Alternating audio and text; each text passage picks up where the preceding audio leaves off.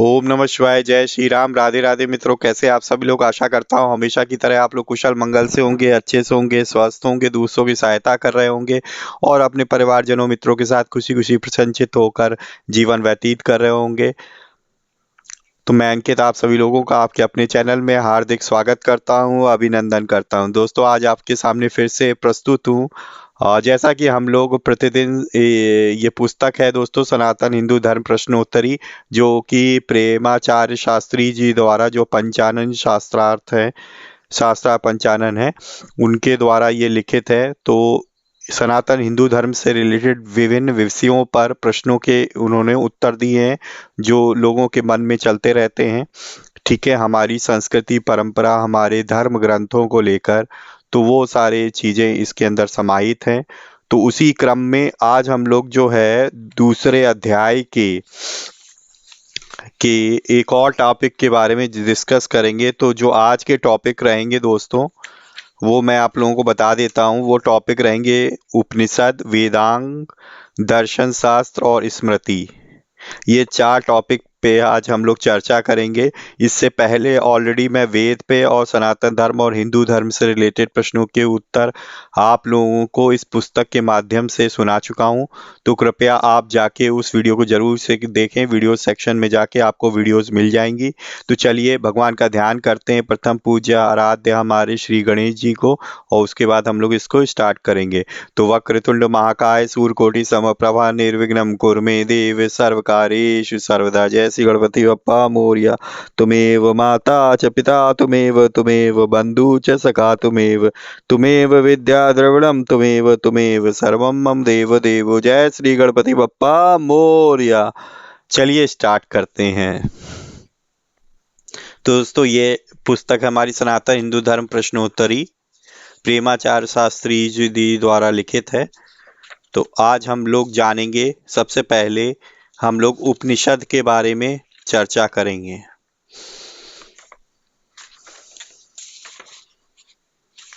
तो चलिए मन लगाकर, ध्यान लगाकर सुनिए, मैं आपको सुनाता हूँ। जय श्री गणेशाय नमः। सियावल रामचंद्र की जय। जय लक्ष्मी नारायण। जय श्री राधे कृष्ण। जय सीताराम। तो सबसे पहला प्रश्न है उपनिषद से रिलेटेड दोस्तों। उपनिषद कितने हैं और उनके नाम क्या हैं? उपनिषद मुख्यतः 10 हैं। ईश, केन, कठ, प्रश्न, छांदोग्य, बृहदारण्यक आदि उनके नाम है। वैसे कुल मिलाकर 108 उपनिषद है। ठीक है दोस्तों, तो टोटल जो है 108 है, और 108 में से दोस्तों 10 प्रमुख उपनिषद हैं। उपनिषदों के प्रमुख विषय क्या हैं? ब्रह्म विद्या अर्थात जीव और ब्रह्म का परस्पर संबंध तथा ब्रह्म प्राप्ति के उपायों की चर्चा, ये क्या है? मुख्य उपदेश है, विषय है, क्षमा करें, उपनिषद की। उपनिषद किसे कहते हैं? उपनिषद शब्द की निष्पत्ति उपनि उपसर्ग पूर्वक सद धातु से होती है। इस धातु का अर्थ है विनाश, गति एवं शीतलता। श्रदल विष रणगत्य वसादनेसु। उपनिषद शब्द में यह सभी अर्थ विद्यमान रहते हैं। फलतः इसका अर्थ हुआ वह ज्ञान जिसके अनुशीलन से अविद्या का नाश, विशरण हो जाए, ब्रह्म की प्राप्ति, गति हो जाए तथा मनुष्य के गर्भवासादि दुख सर्वथा शिथिल अवसादन हो जाएं।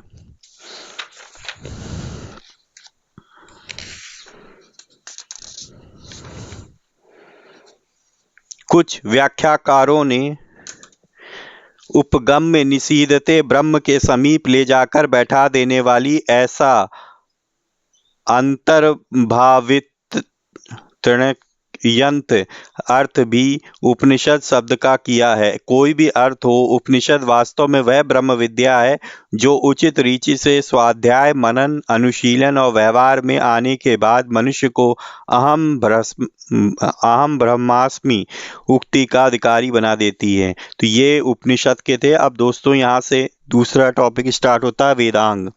तो वेदांग से रिलेटेड पहला प्रश्न है दोस्तों, वेदांग कितने, उनके क्या नाम है? वेदांग 6 हैं।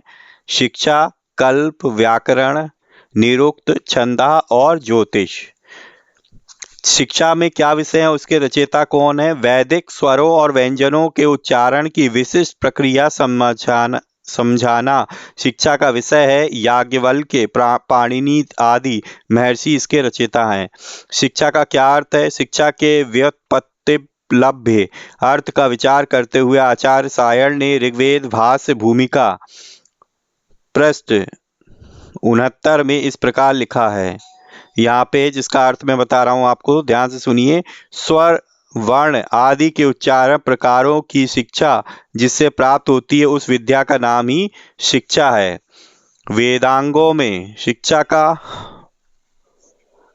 महत्वपूर्ण स्थान है। शिक्षा ग्रहणम तु वेदस्य कहकर शास्त्रकारों ने शिक्षा को वेद पुरुष की घ्राण मीन्स नासिका बताया है। कल्प में क्या विषय है, उसके रचयिता कौन है? यज्ञ संबंधी कर्म कांड की क्रियात्मक व्याख्या मुख्य विषय है तथा आचार्य सांख्यायन आदि करता है। अब प्रश्न है दोस्तों, कल्प क्या है? ऋग्वेद प्रातिशाख्य की वर्ग द्वय वृत्ति में श्री विष्णु मित्र जी ने कल्प का अर्थ इस प्रकार बताया है। इसका हिंदी अर्थ सुनिए। वेद विहित कर्मों का क्रमिक स्वरूप व्यवस्थित करने वाला शास्त्र ही कल्प कहलाता है। मतलब वेद विहित कर्मों का क्रमिक स्वरूप व्यवस्थित करने वाला शास्त्र को हम क्या कहते हैं? कल्प कहते हैं। कल्प सूत्रों का चूंकि ब्राह्मण और आरण्यक ग्रंथों से साक्षात संबंध है, अतः इसकी प्राचीनता भी निर्विवाद है। व्याकरण में क्या विषय है तथा इसके निर्माता कौन है? शब्द विचार व्याकरण का प्रधान विषय है। इंद्र, बृहस्पति आदि प्राचीन और काश कृत्सिन, आपिसली, काक शाकटायन तथा पाणिनि आदि नवीन रचयिता हैं। व्याकरण किसे कहते हैं? पदों की विपुल मीमांसा करना ही व्याकरण का व्युत्पत्ति लभ्य अर्थ है। यही कारण है कि शास्त्रकारों ने व्याकरण को वेद पुरुष का मुख बतलाकर प्रतिष्ठित किया है। मुखम व्याकरणम स्मृतम। निरुक्तम में क्या विषय है और इसके निर्माता कौन है?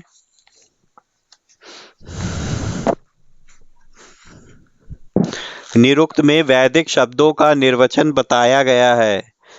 संप्रति प्राप्त निरुक्त के निर्माता श्री यास्काचार्य हैं। आधुनिक साहित्य में जो महत्व भाषा विज्ञान का है वही महिमा निरुक्त की है। निरुक्त शब्द का अर्थ है व्युत्पत्ति। इसमें वैदिक शब्दों की व्युत्पत्ति दी गई है। यद्यपि व्याकरण भी शब्दों के लक्षण एवं उसके स्वरूप पर विचार करता है, किंतु निरुक्त में शब्दों के लक्षण समन्वय के साथ साथ शब्द तथा अर्थ के निर्वचन का भी परिज्ञान करवाया गया। अतः निरुक्त एक प्रकार से व्याकरण पूरक है। आचार्य यास्क ने वैदिक वाङ्मय में उपलब्ध होने वाले समस्त शब्दों का अर्थ स्पष्ट करने के लिए बड़ी ऊहापोह की है।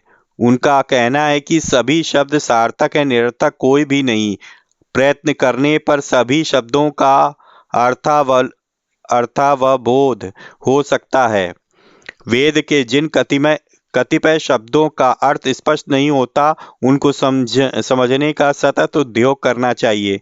उन शब्दों को अनर्थक कहकर टालना अपना अज्ञान प्रकट कर देना है। यदि सामने किसी को वृक्ष का ठूंठ भी दिखाई ना दे तो इसमें बेचारे ठूंठ का क्या अपराध है? यह तो निश्चित ही उस पुरुष का अपराध है।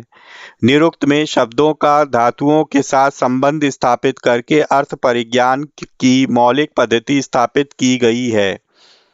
निरुक्तकार की इस शैली के निष्कर्ष पर सार्थक निरर्थक सभी शब्द परखे जा सकते हैं और मंत्रार्थ परिज्ञान में सरलता हो जाती है। फिर प्रश्न है दोस्तों, छंद में क्या विषय है, उसके कर्ता कौन है? जगती, त्रिष्टुप, बृहति आदि वैदिक छंदों और वंशस्थ मालिनी, वसंत तिलिका, स्तरधरा आदि नियताक्षर और नियत मात्रोपनिषद लौकिक छंदों का निरूपण करना छंद का मुख्य विषय है। श्री पिंगलाचार्य आदि इसके निर्माणकर्ता हैं। वेदांग साहित्य में छंद का क्या महत्व है? उत्तर है दोस्तों, वेदांग साहित्य में छंद की सर्वोत्कृष्ट महिमा है। वेद पुरुष के शरीर पूरक तद अंगों में छंद को उनके चरण कहा गया है। छंदः पादौ तु वेदस्य पाणिनीय शिक्षा से लिया गया है। इसका यह अभिप्राय हुआ कि जिस प्रकार पांवों के अभाव में साधारण पुरुष भी पंगु हो जाता है, उसकी क्रियाशीलता व्याहत हो जाती है, उसी प्रकार छंदों के अवलंब पर ही वेदों की भी गति ज्ञान सुस्थिर है। छंदों के परिज्ञान के अभाव में वेद वांग्मय में कथमपि प्रवेश संभव नहीं है। फिर प्रश्न है दोस्तों, ज्योतिष शास्त्र में क्या विषय है, इसके निर्माता क्यों है? ग्रहों की स्थिति और उनका मनुष्य जीवन पर प्रभाव बताना ही ज्योतिष का प्रमुख विषय है। वह गणित और फलित दो भागों में विभक्त है। अर्कांश पुरुष, भास्कराचार्य, पराशर आदि इसके निर्माता हैं। फिर प्रश्न है, वेदांगों में ज्योतिष का क्या महत्व है? उत्तर है, जिस प्रकार आंखों के बिना मनुष्य अंधा होता है, उसी प्रकार ज्योतिष के परिज्ञान के बिना भी मनुष्य वैदिक कार्यों के निष्पादन में अंधा होता है। इसलिए ज्योतिष को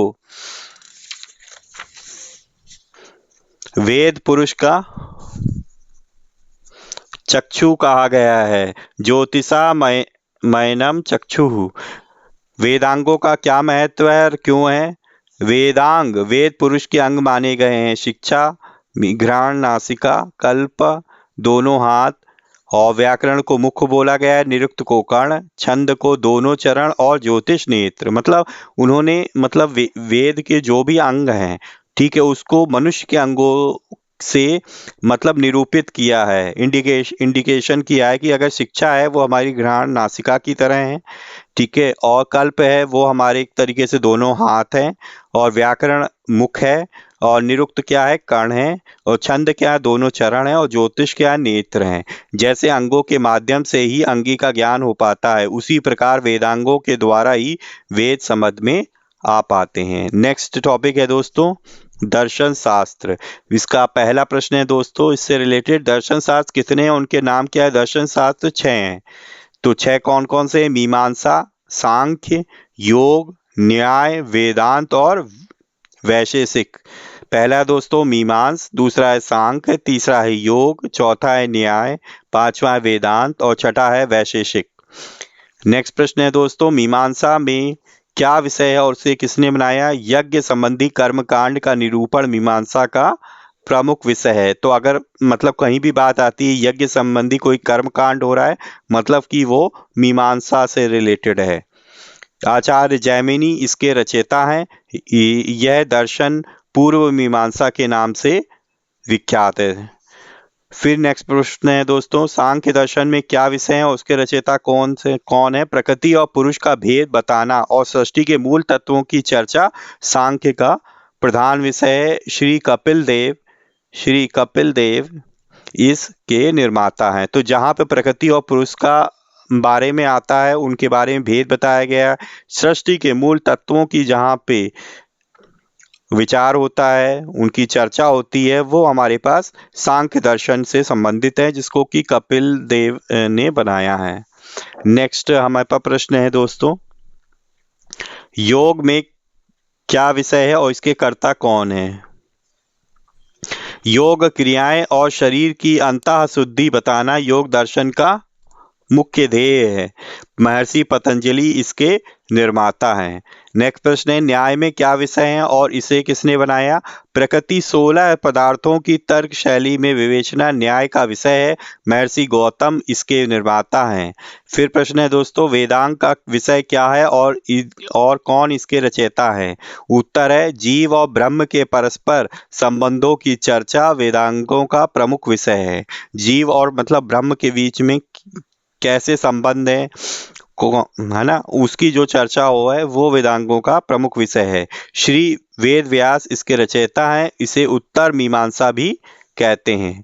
फिर प्रश्न है दोस्तों, वैशेषिक में क्या विषय है, उसके कर्ता कौन है? सप्त पदार्थ निरूपण, परस्पर पारलौकिक कल्याण के मार्ग की धर्मानुप्राणित रूपरेखा बताना वैशेषिक दर्शन का मुख्य विषय है। इसके निर्माता श्री कणाद महर्षि हैं। तो ये थे दोस्तों दर्शन शास्त्र से रिलेटेड प्रश्न और उनके उत्तर।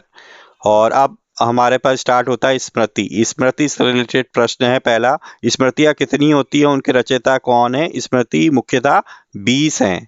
मनु, याज्ञवल्क्य, अत्रि, लौगाछी आदि महामुनि इसके निर्माता हैं। प्रत्येक स्मृति अपने निर्माता ऋषि के नाम से ही प्रसिद्ध है, जैसे मनु स्मृति, याज्ञवल्क्य स्मृति, शंख स्मृति आदि।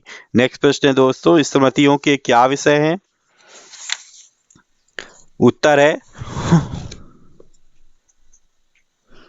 स्मृतियों में धर्म और अधर्म का विवेचन, चारों वर्ण और चारों आश्रमों के कर्तव्यों की चर्चा तथा लोक व्यवहार का उपदेश मुख्यतः वर्णित है। फिर प्रश्न है दोस्तों, मुख्य स्मृतियां कौन कौन सी है? मनु स्मृति, याज्ञवल्क्य स्मृति और पराशर स्मृति। ये 3 मुख्य हैं दोस्तों, याद रखिएगा, मनु स्मृति, याज्ञवल्क्य स्मृति और पराशर स्मृति। तो ये थे आज के हमारे पास विभिन्न टॉपिक से प्रश्नों के उत्तर जो मैंने आपको कह सुनाया। आशा करता हूँ आप लोगों को समझ में आया होगा। नहीं समझ में आया तो आप मल्टीपल टाइम्स जो है वीडियो को मतलब बैक और फॉरवर्ड करके अपना रिवर्स और फॉरवर्ड करके आप अपना सुन सकते हैं। ठीक है दोस्तों, नेक्स्ट सेशन में हम लोग देखेंगे पुराणों से रिलेटेड टॉपिक्स। तो ये टॉपिक थोड़ा बड़ा है दोस्तों, तो इसको हम नेक्स्ट टॉपिक में सिंगल ही लेके चलेंगे। ठीक है, ताकि आराम से आप लोगों को अच्छी से समझ में आ पाए।